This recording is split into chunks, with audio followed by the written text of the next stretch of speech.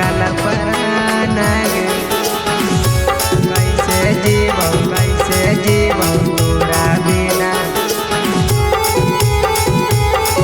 निकल परान गे कैसे जीवो तोरा बिना ओ तो माता तोर छौड़ी लगा तोहर आगे जैनी ससुरार छौड़ी आईनी बड़ी आदि आगे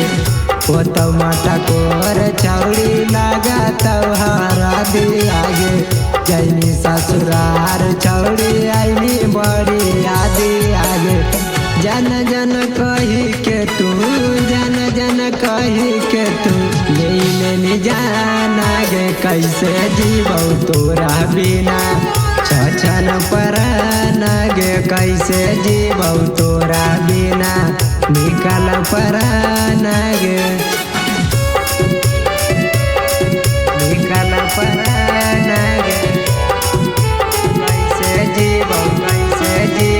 तोरा बिना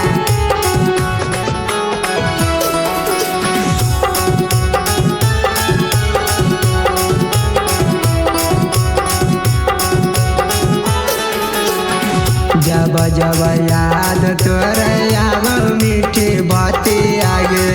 रोई रोई लाल होई जाहु दोनों आँखी आगे जब जब याद तोरे आव मीठी बाती आगे कानी कानी लाल होई जाहु दोनों आँखी आगे रतिये से भोर कैलियो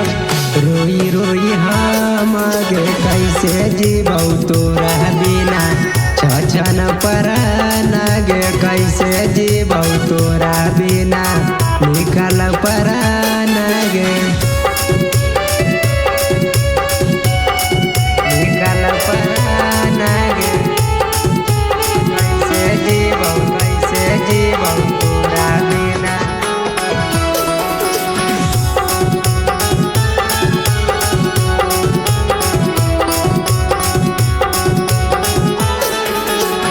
छूटी गेल मैसेज कइल छूटी गेल बाती आगे